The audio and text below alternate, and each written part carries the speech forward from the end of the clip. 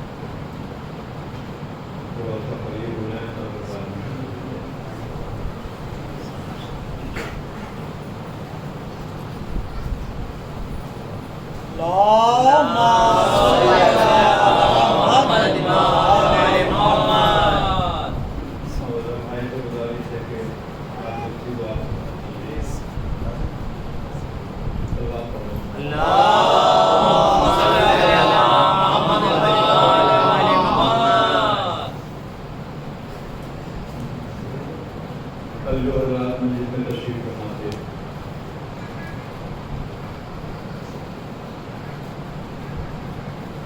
ان کے اذہان کے اندر میرے جملہ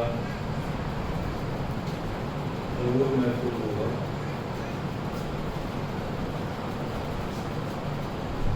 میں نے عرض کیا تھا ذرا غور فرمائیں کہ وہ کیسا خالق و قادر ہے جس نے ایسی چیز سے جس کے اندر کچھ نہیں پایا جاتا ہمارے جیسا انسان بنا دیا جس کے اندر سب کچھ پایا جاتا۔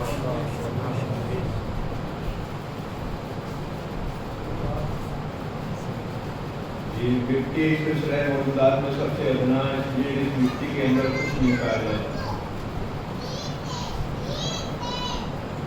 لیکن یہ انسان جو مٹی سے بنا دیا گیا اس کے اندر سب کچھ پایا جاتا ہے۔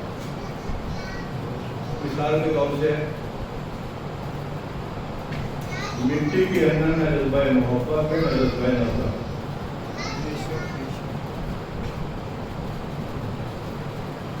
مٹی کے اندر میں جذبہ محبت ہے، جذبہ نفرت، لیکن یہ انسان جو مٹی سے بنا دیا گیا اس کے اندر جذبہ محبت ہے، جذبہ نفرت۔ جذبہ محبت اس انسان کے اندر ایسا ہے کہ جس سے اظہار چاہت کرتا ہے، جس سے اظہار دوستی کرتا ہے، اس کے لیے اپنے آرام کو بھی قربان کر دیتا۔ آرام ہی کو نہیں، اپنے مال کو بھی قربان کر دیتا، اپنے مالے کو نہیں، اپنے اقتدار کو بھی قربان کر دیتا، اقتدار ہی کو نہیں، اپنے پورے گھر کو قربان کر دیتا، اور پھر بھی کہتا ہے کہ حق تو یہ ہے کہ حق ادا نہ ہوا۔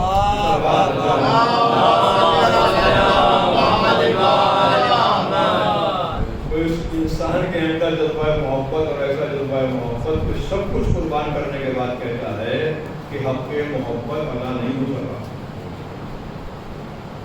اور جذبہ نفرت اس انسان کے اندر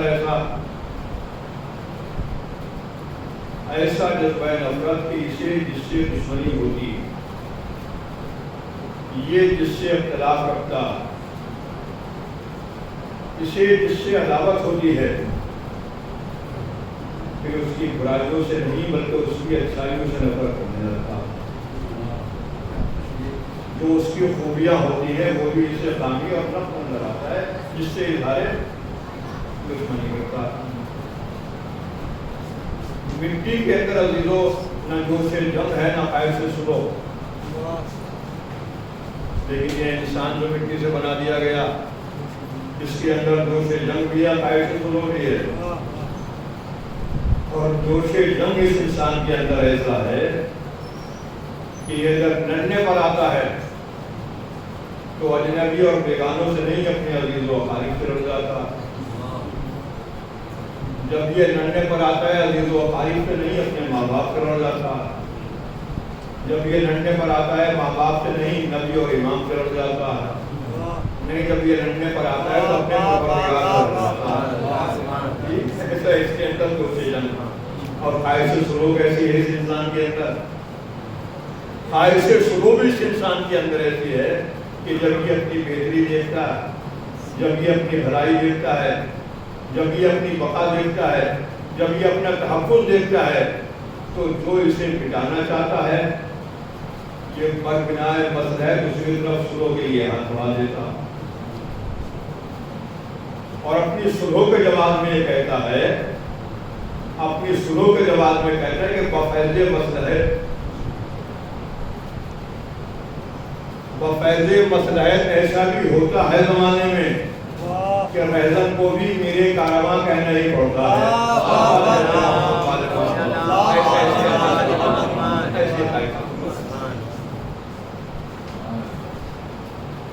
مٹی کے اندر نہ ارادہ ہے نہ اختیار ہے.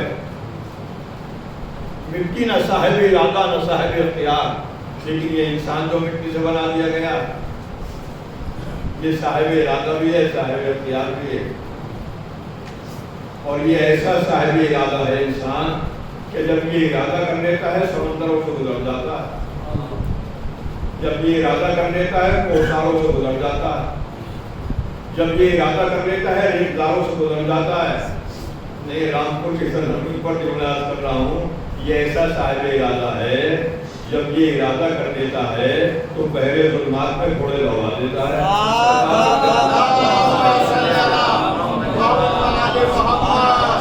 یہ ایسا صاحب ارادہ اور ایسا صاحب اختیار. مٹی کے اندر اختیار نہیں ہے, لیکن یہ انسان جو مٹی سے بنا دے گا یہ ایسا صاحب اختیار اور ایسا صاحب اختیار ہے یہ انسان کہ یہ مفید بھی بن جاتا ہے, مضر بھی بن جاتا ہے, یہ شریف بھی بن جاتا ہے, شریف بھی بن جاتا ہے, یہ رہبر بھی بن جاتا ہے, رہبر بھی بن جاتا ہے, یہ صالح بھی بن جاتا ہے, قاضی بھی بن جاتا ہے. نہیں, یہ ابو ذر بھی بن جاتا ہے, ابو سفیان بھی بن جاتا ہے. یہ ایسا صاحب اختیار ہے کہ یہ حر بھی بن جاتا ہے, حرملا بھی بن جاتا ہے. ایسا صاحب اختیار ہے یہ انسان, اور ایسا صاحب تعقل و تدبر و تفکر ہے یہ انسان کہ اس کی فکر رسا کو فرشتے نہیں پہنچ پاتے. میں نے بڑے اعتماد کے ساتھ مٹی کے اندر تعقل و تدبر یہ انسان جو مٹی سے بنا دیا گیا ہے یہ ایسا صاحب تعقل و تدبر ہے کہ اس کی فکر رضا کو فرشتے نہیں پہنچ پاتے. یہ جہاں تک سوچ لیتا ہے پہنچ جاتا ہے, وہاں تک فرشتے نہیں پہنچ پاتے. ایسا نہیں ہے بھائی. سب سے پہلا انسان جناب آدم, جب ان کی تخلیق کا اعلان ہوا انسان کی تو فرشتوں نے کیا کہا تھا؟ خالق نے کہا میں زمین پر اپنا خلیفہ بنانے والا ہوں, نائب بنانے والا ہوں. اور فرشتوں نے سننے کے بعد کیا کہا تھا؟ پالنے والے کے ایسے کو بنائے گا جو زمین پر فتنہ و فساد برپا کرے گا. ہم تیری تصدیق کرتے ہیں, تبدیل کرتے ہیں, تمجید کرتے ہیں. خالق نے کیا جواب دیا فرشتوں کو؟ جو میں جانتا ہوں وہ تم نہیں جانتے. فرشتے خاموش ہو گئے. فرشتے خاموش تو ہوئے لیکن ان کے سوال کا جواب باقی تھا. ان کے سوال کا جواب باقی تھا. فرشتے کہہ رہے تھے کہ ایسے کو بنائے گا جو زمین پر فساد برپا کرے گا. خالق نے جو میں جانتا ہوں تم نہیں جانتے. یہ سن کر فرشتے خاموش ہو گئے لیکن ان کا سوال کا جواب تو باقی تھا. اب جواب کا وقت ہے. جب پیکر آدم میں روح ڈالی گئی تو فرشتوں کو یہ بتانے کے لیے کہ ہم نے آدم کو یہ منصب کیوں دیا ہے, ایک امتحان کا مقرر کی, اور اس امتحان گاہ میں کچھ نورانی شخصیتیں پیش کی. کہ میں نے کیا کیا تھا، یہ انسان ایسا صاحب تعقل و تدبر و تفکر ہے، یہ جہاں تک پہنچ جاتا ہے وہاں تک فرشتے نہیں پہنچ پاتے۔ امتحان کا مقرر کی، اس میں نورانی شخصیتیں پیش کی، نورانی چہرے پیش کیے، اور فرشتوں سے کہا گیا اگر تم اپنے کو اس منصب کا حقدار سمجھتے تھے تو ان کو دیکھو اور ان کے نام بتاؤ۔ فرشتوں نے کہا پالنے والے جتنا تم نے بتا دیا ہے اس سے زیادہ نہیں بتا سکتے، جتنا تم نے بتا دیا اس سے زیادہ نہیں بتا سکتے۔ فرشتوں نے کلمے کا اعتراف کیا، آدم کو حکم، آدم تم دیکھو اور ان کے نام بتاؤ۔ آدم نے دیکھنا شروع کیا، بتانا شروع کیا، پالنے والے یہ محمد ہے تو محمود ہے، یہ علی ہے تو اعلیٰ ہے، یہ فاطمہ ہے تو فاطر السماوات والارض ہے، یہ حسن ہے تو محسن ہے، یہ حسین ہے تو قدیم الاحسان ہے۔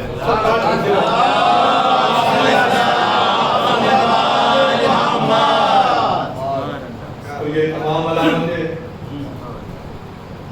یہ تمام امتیازات کس انسان کے ہیں؟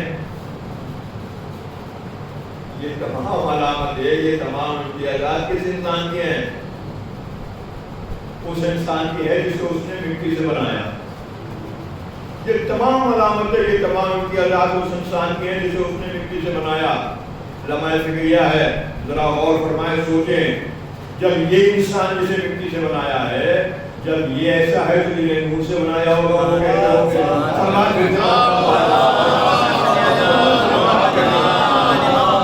جب یہ انسان اتنا حسین و جمیل ہے جسے مٹی سے بنایا تو جنہیں نور سے خلق کیا ہوگا وہ کتنے حسین و جمیل ہوتے۔ جب کائنات کے اوپر اس انسان کا اپنا اختیار ہے جسے مٹی سے بنایا تو جنہیں نور سے خلق کیا ہوگا ان کا کائنات کے اوپر تصرف کتنا ہوگا۔ جب یہ انسان جسے مٹی سے بنا لیا یہ چاند پر پہنچ گیا تو جنہیں نور سے خلق کیا ہوگا ان کا کمال عروج کیا ہوگا۔ صلوات بھیجو۔ بس یہ انسان جسے مٹی سے بنایا یہ اتنا حسین و جمیل کہ اسے بنانے کے بعد خالق نے کہا لقد خلقنا الانسان فی احسن تقویم، اور جنہیں نور سے بنایا تھا انہیں بنانے کے بعد کہا لولاک لما خلقت الابصار، اگر تمہیں پیدا کرنا مقصود نہ ہوتا تو کائنات کو جمال کو کیا کائنات کو وجود نہ دیا جاتا۔ صلوات بھیجو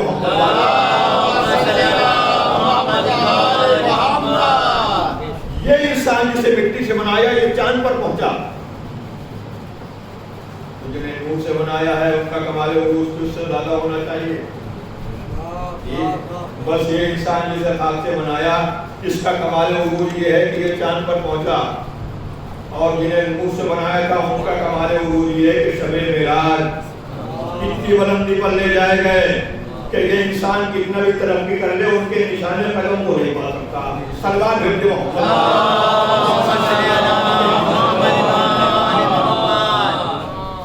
اب یہیں پر ایک سوال آتا ہے اور اہم ہوتا ہے سوال، عالم اسلام کے اندر بحث ہے، تمام نبی کے چاہنے والے جو ہیں وہ حصوں میں تقسیم، معراج کے سلسلے میں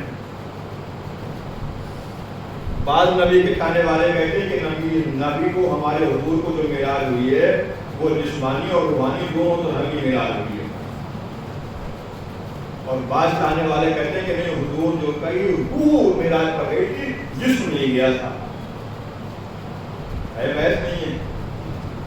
بعض کہتے ہیں کہ نہیں نبی جسم و روح دونوں کے ساتھ معراج پر گئے، بعض نبی کے چاہنے والے کہتے ہیں کہ نہیں نبی کو روحانی معراج ہوئی ہے جسمانی معراج نہیں ہوئی، جسم جو ہے دل تک پڑا۔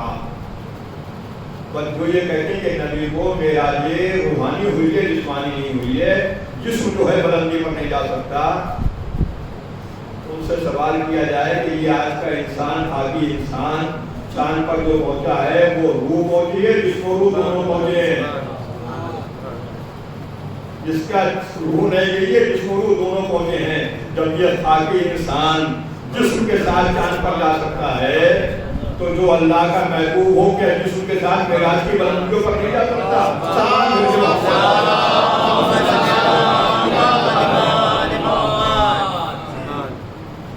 نبی معراج سے تشریف لائے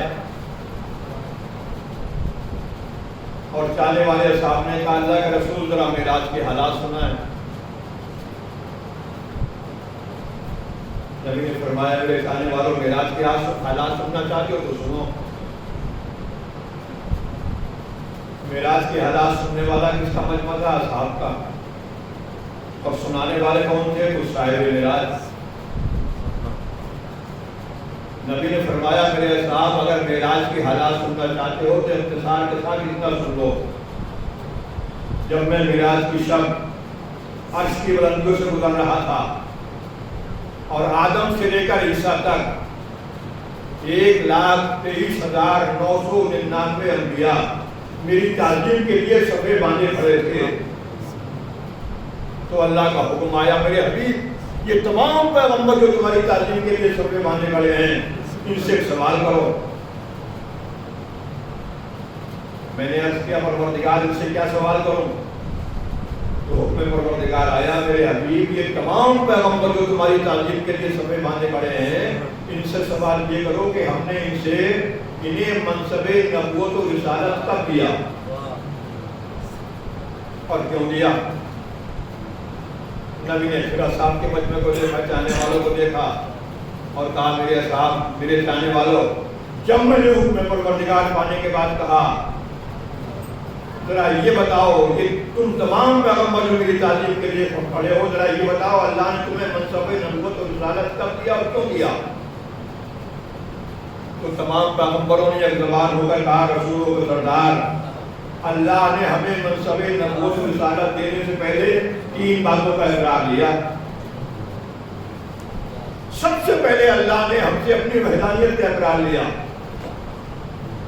اور جب ہم نے اللہ کی وحدانیت کا اقرار کر لیا تو اللہ نے ہم سے آپ کی نبوت و رسالت کا اقرار لیا اور جب ہم نے اللہ کی وحدانیت کے بعد آپ کی نبوت و رسالت کو تسلیم کر لیا تو اللہ نے ہم سے آپ کے اہل بیت کی ولایت و امامت کا اقرار لیا اور جب ہم نے آپ کی نبوت و رسالت کے بعد آپ کے اہل بیت کی ولایت و امامت کو تسلیم کر لیا تو اللہ نے ہمیں منصب نبوت و رسالت سے نواز دیا. اب یہاں پر محمد بشیر کہتے ہیں عظمت اہل بیت کے اندر جو جملہ لکھا ہے محمد بشیر صاحب نے عظمت اہل بیت میں عالم اسلام کے لیے لمحہ ذکریہ ہے جن کی ولایت و امامت سے اقرار کیا بغیر نبی کی ولایت و امامت سے اقرار کیے ہوئے انسان مسلمان کیسے بن سکتا ہے؟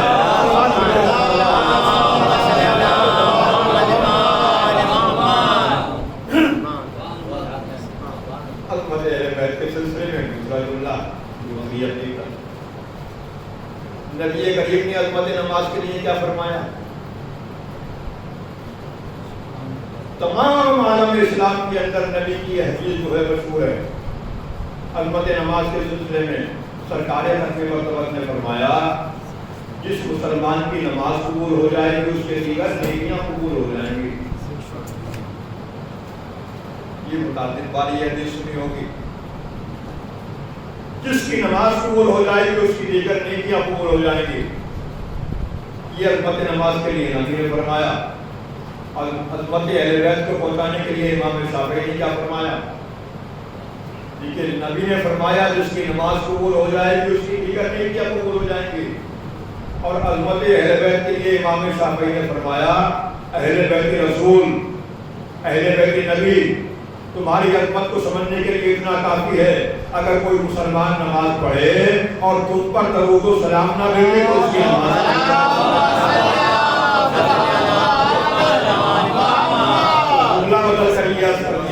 انسان کی تمام اچھائیاں جس کی وجہ سے قبول ہو وہ ہے نماز اور نماز جس کے ذریعے سے قبول ہو وہ ہے محبت اہل بیت.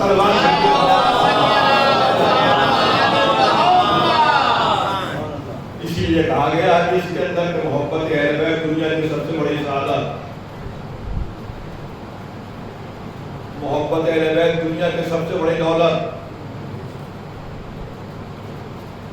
محبت اہل بیت دنیا کی سب سے بڑی دولت. نبی اور اہل بیت نبی کی محبت دنیا کی سب سے بڑی دولت.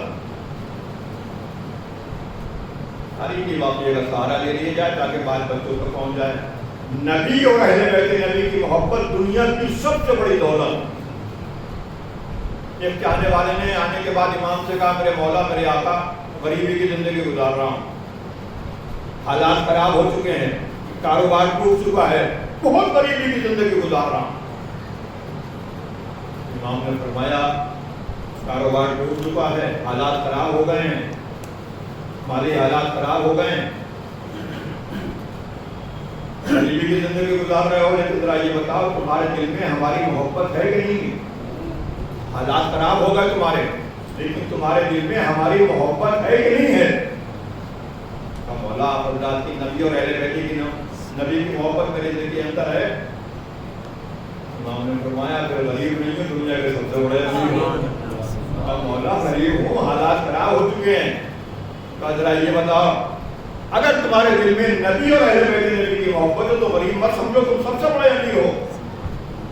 اور وہ اس طرح سمجھو اگر دنیا کے تمام سرمایہ دار تمہارے پاس آنے کے بعد یہ کہیں ہماری تمام دولت لے لو لیکن اپنے دل سے ہماری محبت نکال دو، تو اس پیشکش کو قبول کرو گے کہ رد کرو گے؟ تو مولا اگر یہ کہا جائے تمام دنیا کو لے لو لیکن ہماری محبت جو ہے دلوں سے نکال دو تو میں اس پیشکش کو قبول نہیں کروں گا۔ امام نے فرمایا غریب کا ہو سب سے بڑے امیر ہو۔ سلوات بھیج دو محمد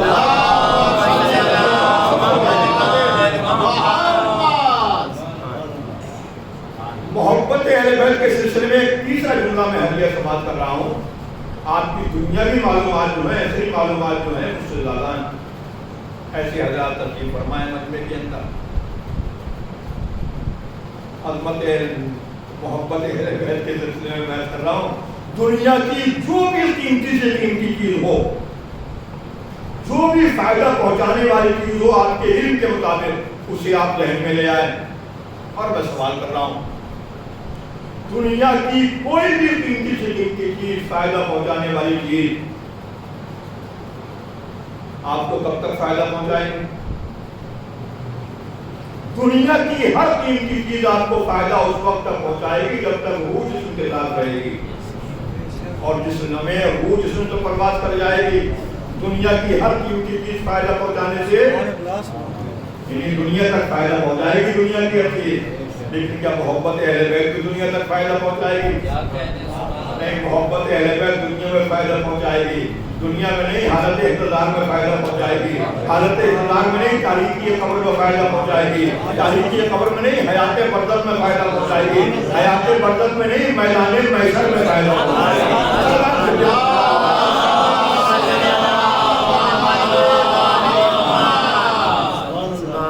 تو ہمارے دلوں میں نبی اور اہل بیت نبی کی محبت ہے، یہ اتنی بڑی دولت ہے، اس کا سے نماز شکر ادا کر لیا کرو۔ صلوات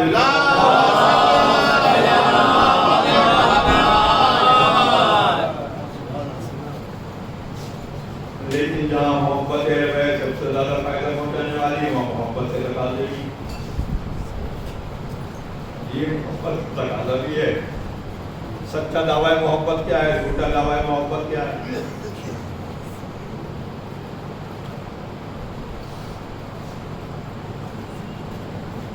ابو حمزہ شمالی چوتھے اور پانچویں امام کے شاگرد اور دور امامت میں، نام کیا ہے؟ ابو حمزہ شمالی۔ وہ ابھی جو حضرات اوراد و وظائف سے شوقین ہیں وہ ابھی دیکھی ہوگی دعائے ابو حمزہ شمالی، بعض حضرات کے وظیفے میں رہتی ہے۔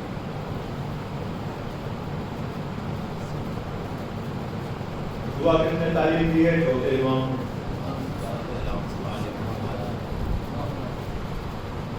دعا کس کے نام سے مشہور ہے؟ ابو حمزہ شمالی سے جس نے تعلیم دی ہے۔ دعا جس نے تعلیم دی ہے دعا اس کے نام سے مشہور نہیں ہوئی، دعائے سجادیہ نہیں بنی، بلکہ دعائے ابو حمزہ شمالی بنی، جس کو تعلیم دی اس کے نام سے دعا مشہور ہو گئی اور کرا دی گئی۔ دعائے کمیل کس کی دعا؟ کس نے تعلیم دی ہے؟ مولا کائنات نے۔ کس کو تعلیم دی ہے؟ کمیل کو۔ دعا کس کے نام سے مشہور ہوئی؟ علی کے نام سے نہیں، کمیل کے نام سے۔ دعائے مشہور کس نے تعلیم دی ہے؟ مولا کائنات نے۔ اس کو تعلیم دی ہے، مشہور کو مقبول کو تعلیم دی ہے۔ دعا کا تعلیم دینے والا کون ہے؟ مولا کائنات۔ لیکن دعا کس کے نام سے مشہور ہوئی؟ جس کو تعلیم دے دی گئی۔ تو اہل بیت کی ثقافت کی تعلیم یہ ہے کہ اہل بیت نے دعائیں بھی اگر کسی کو تعلیم دے دی تو وہ بھی اسی کے نام سے مشہور کرتی ہیں۔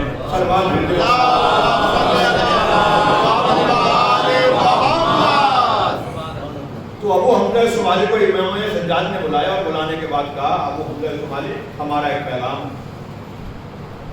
ہمارا پیغام سنو اور ہمارے چاہنے والوں تک ہمارا پیغام پہنچا دو۔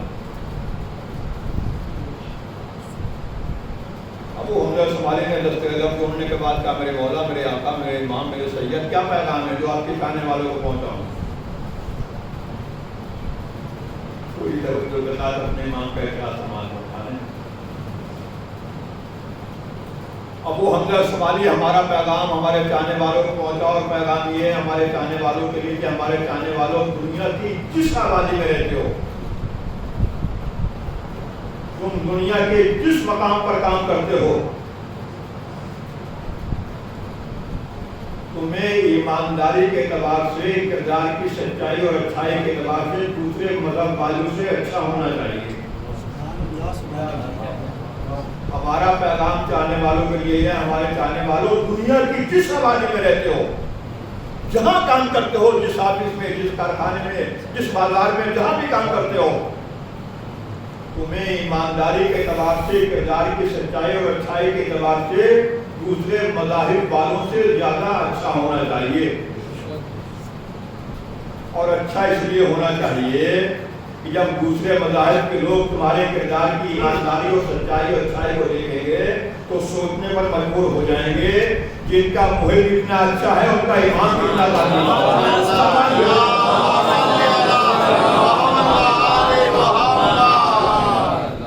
اور یہی مولا کائنات نے پیغام دیا۔ کچھ ہم جیسے چاہنے والے امام کی خدمت میں پہنچے اور پہنچنے کے بعد کہا مولا ہم جس علاقے سے آ رہے ہیں آپ کی خدمت میں، وہاں بہت سے آپ کے چاہنے والے جو بہت اچھی زندگی گزار رہے ہیں، بہت خوشحالی کی زندگی گزار رہے ہیں، جس علاقے سے آئے بہت سے چاہنے والے ہیں۔ لیجیے ہمارے جیسا کوئی قائد ہوتا تو تاریخی جملوں میں آ جاتا اور بہت دعائیں دیتا کہ بڑے اچھے ہیں، جو اچھی زندگی گزار رہے ہیں۔ لیکن یہ اس امام کے سامنے کہہ رہے تھے جو دوسروں کو حال جانتا ہے۔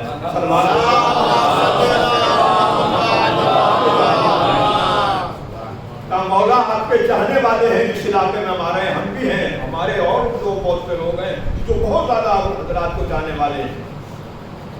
امام نے فرمایا جنہیں تم ہمارا سچا اور اچھا چاہنے والا کہہ رہے ہو، ہم ان کے بارے میں تم سے 3 باتیں معلوم کرتے ہیں۔ وہ باتیں ان کے اندر پائی جاتی کہ نہیں پائی جاتی؟ بس 3 باتیں بتا دو جو اپنے کو ہمارا چاہنے والا کہتے ہیں، جن کی تم تعریف کر رہے ہو کہ بڑے اچھے ہیں، بڑے سچے ہیں۔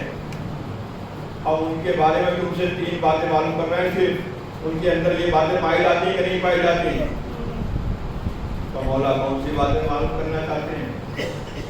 کیا یہ بتاؤ جنہیں تم ہمارا سچا چاہنے والا کہہ رہے ہو، ان میں سے جو صاحبان علم ہیں، کیا وہ اپنے قوم کے بچوں کو علم کے میدان میں آگے لانے کے لیے کچھ وقت دیتے ہیں؟ مولا ایسا تو بہت کم کرتے ہیں۔ ہم نے کہا دوسرا ہمارا سوال یہ بھی نہیں، ہمارا سچا چاہنے والا کہہ رہے ہو جن کے مالی حالات بہت اچھے ہیں، کیا وہ اپنے مال سے اپنے کمزور غریب بھائیوں کو سہارا دیتے ہیں تاکہ وہ بھی کاروباری زندگی شروع کر دیں؟ کا مولا ایسے بھی بہت کم کرتے ہیں۔ امام نے کہا جنہیں تو ہمارا سچا چاہنے والا کہہ رہے ہو جو تندرست کو توانا ہے، کیا وہ بیماروں کی خبر گیری کے لیے، احوال پرسی کے لیے جاتے ہیں؟ کا مولا ایسے بھی بہت کم کرتے ہیں۔ جیسے انہوں کا کم کرتے ہیں، امام نے مسکرا کر کہا جنہیں تم ہمارا سچا چاہنے والا کہہ رہے ہو ان کے اندر سچے چاہنے والوں کی کیا اچھے انسانوں کی باتیں نہیں پائی جاتی۔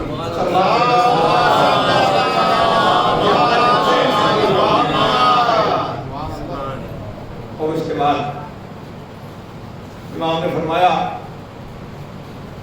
کہ دیکھو 3 باتوں کی اجازت، تو جب ایک عام انسان کا میں جملات کروں وہ امام نے فرمایا جو تمہارا ہم مذہب ہونے کے ساتھ برابر دار بھی ہے اس کے تمہارے اوپر 3 حق ہیں، ایک حق اسلام، ایک حق قرابت، ایک حق انسانیت، اور جو تمہارا قرابت دار جو ہے یعنی ہم مذہب تو ہے لیکن قرابت دار نہیں ہے، اس کے تمہارے اوپر 2 حق ہیں، ایک حق اسلام، ایک حق انسانیت۔ اور پھر فرمایا جو تمہارا نہ ہم مذہب ہے نہ قرابت دار ہے اس کا بھی ایک حق ہے جسے حق انسانیت کہا جاتا ہے۔ یہ حق بھی ویسے ہی ادا کرنا جس طرح برادر مسلم کے حق کو ادا کیا جاتا ہے۔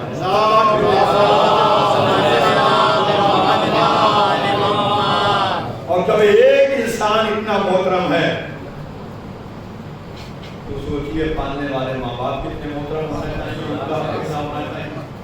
پالنے والے ماں باپ کا احترام کتنا ہونا چاہیے، مختار کتنا ہونا چاہیے۔ اس لیے حدیث میں پھر دوسرے مقام پر کہا گیا 3 باتوں کی اجازت کسی بھی صاحب ایمان کو نہیں دی گئی۔ جو بھی دعویٰ اسلام دعویٰ ایمان کرتا ہے اس سے معلوم ہونا چاہیے کہ 3 باتوں کی اجازت اسلام نے کسی کو نہیں دی، کسی مسلمان کو۔ ایک وعدہ خلافی کی اجازت نہیں دی، چاہے وہ وعدہ اپنے کسی عزیز سے کیا ہو یا اجنبی بیگانہ سے کیا ہو، اس لیے کہ وعدہ خلافی جھوٹ ہے اور اسلام جھوٹوں پر لعنت بھیجتا ہے۔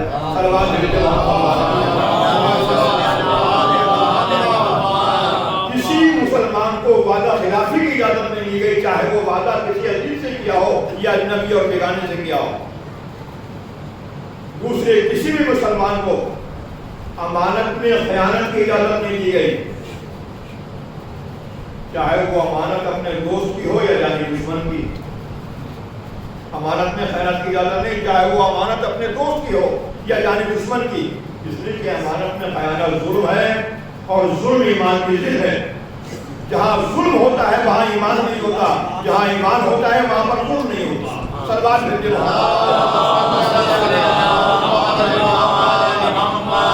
تو وعدہ خلافی کی اجازت نہیں دی گئی، امانت میں خیانت کی اجازت نہیں دی گئی، اور تیسرے کسی بھی مسلمان کو اپنے ماں باپ کو اذیت و آزار پہنچانے کی اجازت نہیں دی گئی، چاہے ماں باپ کافر و مشرک بن کر زندگی گزار رہے ہوں۔ سربراہ بھیجتے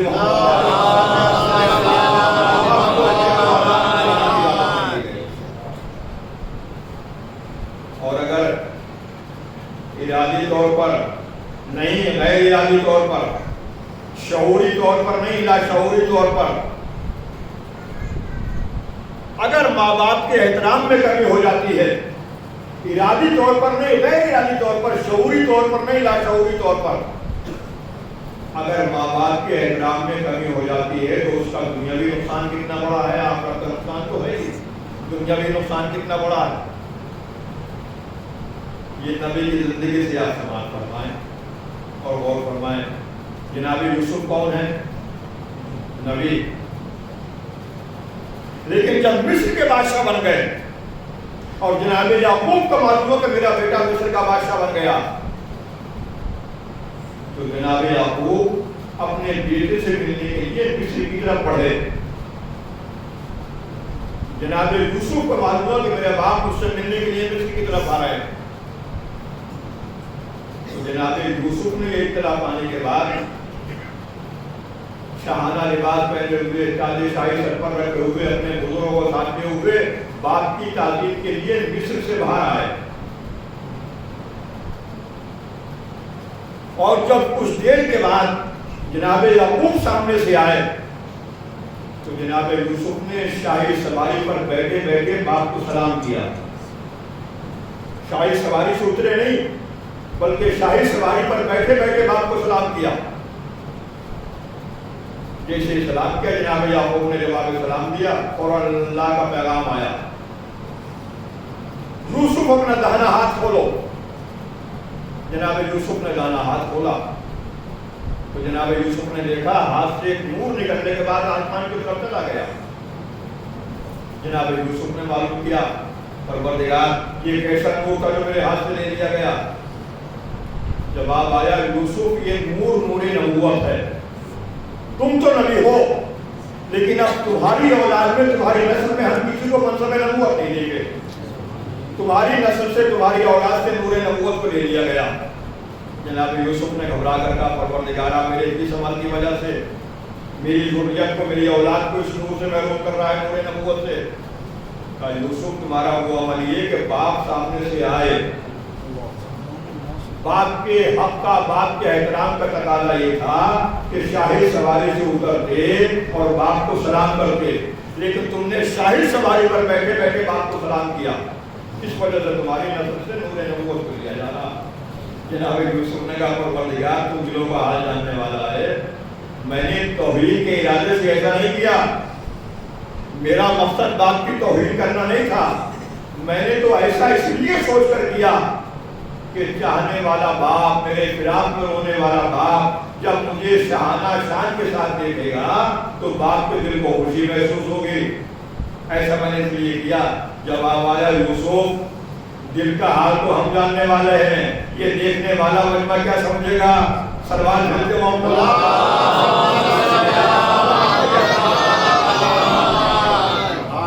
تو دیکھو, اگر ارادی طور پر نہیں غیر ارادی طور پر باپ کے احترام میں کمی ہو جاتی ہے تو نسل سے کیا لے لیا جاتا ہے؟ نور نبوت. تو اگر ہم ارادی طور پر ماں باپ کی ویسی تعظیم نہ کریں جیسے کرنا چاہیے تو کیا ہماری اولاد سے نور ایمان کو نہیں لیا جا سکتا؟ سلمان بھیجتے محمد اگر ایمان بنانا ہے تو ماں باپ کا احترام ویسے کرو جیسے کرنا چاہیے, عزت ویسے کرو جیسے کرنا چاہیے.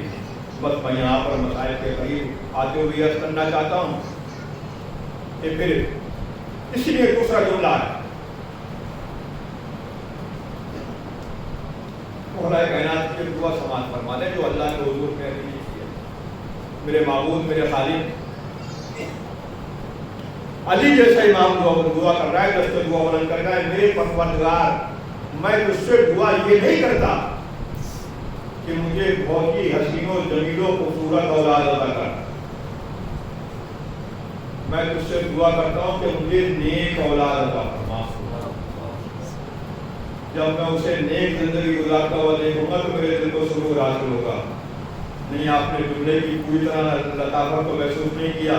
میں دوسرے دانش پر کا جملہ پیش کر رہا ہوں. دیکھیے علی نے کہا پروردگار میں یہ دعا نہیں کرتا کہ مجھے خوبصورت اولاد عطا فرما, میں دعا کر رہا ہوں کہ مجھے نیک اور صالح اولاد عطا فرما. اس جملے کی لطافت کو اس سے سمجھیں کہ ایک دانش پر نے کہا بچھو کے کاٹنے پر انسان اتنی تکلیف محسوس نہیں کرتا جتنا اولاد کی نافرمانی پر محسوس کرتا.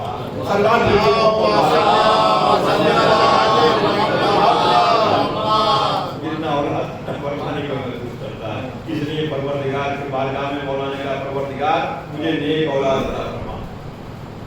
اور اگر اولاد صالح ہے, نیک ہے, تو باپ کے دل کو کتنی تقویت ہوتی, کتنی خوشی ہوتی. بس میں مسائل کو مضبوط کر رہا ہوں. دے دو جب امام حسین علیہ السلام نے مدینے کو خیر آباد کہنا چاہا ہے اور سفر کی تیاری کا حکم دیا ولید کے دربار سے آنے کے بعد, سفر کی تیاری کرو, نانا کے مدینے کو چھوڑنا ہوگا, تو سب سے پہلے سید سجاد بابا کی خدمت میں آئے اور آنے کے بعد کہا میرے بابا مقصد سفر کیا ہے, سفر کا مقصد کیا ہے؟ میرے لال اس سفر میں ہمیں دو طرح کا لحاظ کرنا. سوال کون کر رہا؟ سید سجاد. جواب کون دے رہے ہیں؟ امام علی مقام حسین بن علی. سید سجاد نے سوال کیا بابا مقصد سفر کیا ہے, قصد سفر کیوں ہے؟ میرے لال اس سفر میں ہمیں دو طرح کا لحاظ کرنا, ایک لحاظ اکبر ہے, ایک لحاظ اکبر. اور میرے لال دین اسلام کو بچانے کے لیے 3 دن کا بھوکا پیاسا رہ کر اپنی گردنوں کو بچا لینا یہ لحاظ اکبر ہے. لیکن دین اسلام کو بچانے کے لیے ماؤں, بہنوں اور پھوپھیوں کو سربراہنا کوفہ اور شام کے بازار سے لے کر گزرنا یہ لحاظ اکبر, یہ لحاظ اکبر ہے. تو سید سجاد نے کہا بابا میں آپ کا فرزند اکبر ہوں, اس جہاد کو میں سر کروں گا. اور عزیزو माँ और बहनों को, फूफियों को फूफा और शाम के बाजार से लेकर गुजरना, ये इतना बड़ा हम था कि जब भी कोई मालूम करता शरीर से ज्यादा मुसीबत कहाँ गुजरी, करबला का नाम नहीं लेते, फरमाते शाम शाम शाम, तो ज्यादा मुसीबत शाम में गुजरी। और जब बार बार यही जवाब मिला तो किसी कहने वाले ने कहा, हुसैन शहीद के लाल, ज्यादा मुसीबत का सवाल जब भी होता है आप करबला का नाम नहीं लेते, जहाँ आपके अली शहीद हुए, जहाँ आपके भाई शहीद हुए, जहाँ आपके चाचा शहीद हुए, जहाँ आपके बाबा शहीद हुए, जहाँ सब शहीद हुए, करबला का नाम नहीं लेते, आप शाम का नाम लेते हैं। तो शाम में कौन सी मुसीबत गुजर गई? इमाम ने कहा, भाई तुमने ये कहकर मेरे गम में इजाफा कर दिया। अरे शहीद होना तो हमारे घर की रिवायत है, लेकिन ये भी रिवायत है कि माओ के सरों से चादरें छिले, फूफियों के बाथरूम में खतन बने, बहनों के कानों से गोशवारे उतरे, फूफा और साथ के बाजार में फिराया जाए और कहा जाए ये नबी जातियां हैं, इमाम जातियां। अल्लाह, सफर की तैयारी के लिए इमाम ने हुक्म दिया, सफर की तैयारी करो। और अभी लोग सफर की तैयारी हुई। नौजवान ने बनी हाशिम हल्का किए हुए हैं, नाते बुलाए गए, उसके ऊपर महफिलें सजी हुई हैं, बीवियों के बैठने की मंजिल आई।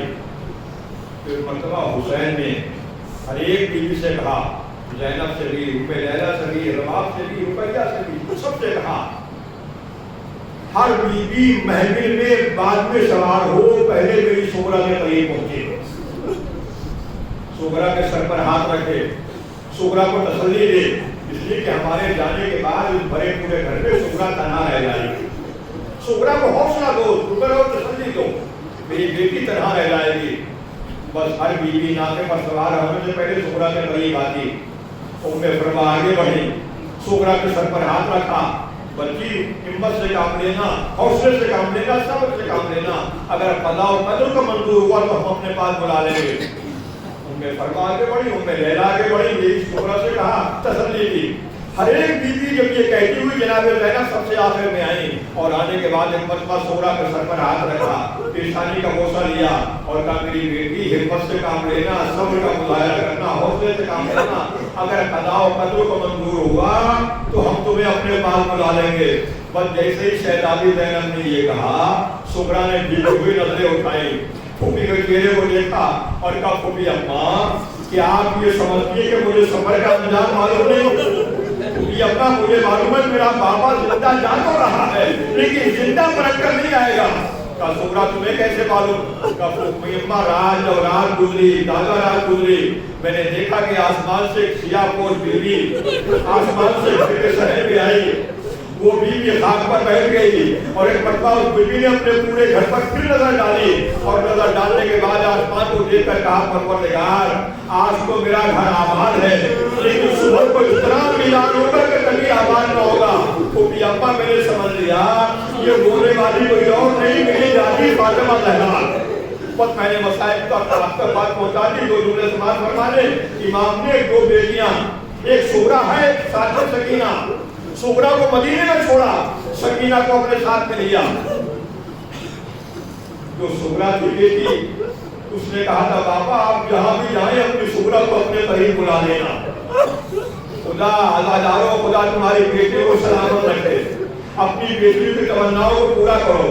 हुसैन मज़लूम की दो बेटियां, एक सुगरा। सुगरा ने मदीने में कहा, बाबा आप जहां जाएं अपनी सुगरा को करीब में बुला लेना।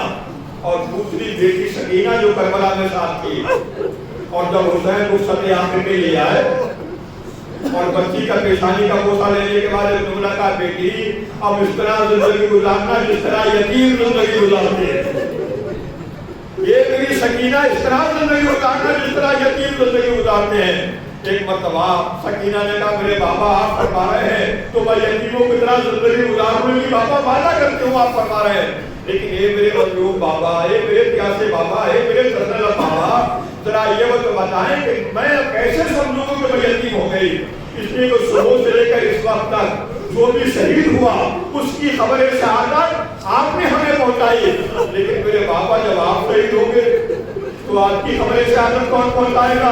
اب تو نہ چچا عباس زندہ ہے، نہ بھیا زندہ ہے، نہ علی اکبر اور محمد زندہ ہے، آپ کی خبر شہادت پہنچائے گا کون؟ حسین نے کہا بیٹی جب اوپر تماچے لگنے لگے، جب کانوں سے گوشوارے اترنے لگے، جب سر سے چادر سینی جانے لگے تو کچھ بندہ یتیم ہو گئی۔ وہ سورہ نے سکینہ نے دوسرا جملہ کہا، میرے بابا اگر آپ قتل ہونے جا رہے ہیں، یہ میرے بابا آپ قتل ہونے جا رہے ہیں تو میرے بابا ہمیں مدینے پہنچا دے۔ بس مسائل کو ختم کر رہا ہوں۔ مدینے والی بیٹی نے کیا کہا تھا؟ بابا آپ جائیں اپنی سورہ کو اپنے قریب بلا لینا، اور جو بیٹی کربلا میں ساتھ تھی وہ کہے کہ بابا ہمیں مدینے پہنچا دیں، لیکن ہائے حسین کی مظلومیت نہ کربلا والی بیٹی کی تمنا پورا کر سکے، نہ مدینے والی بیٹی کی آپ کو پورا کر سکے۔ حسین کی مظلومیت، حسین کی بیٹی کی، خدا رب العالمین ہمارا ہر سنت کی اور ویسے نبی کے ساتھ وارث اسلام کو پڑھتا ہے۔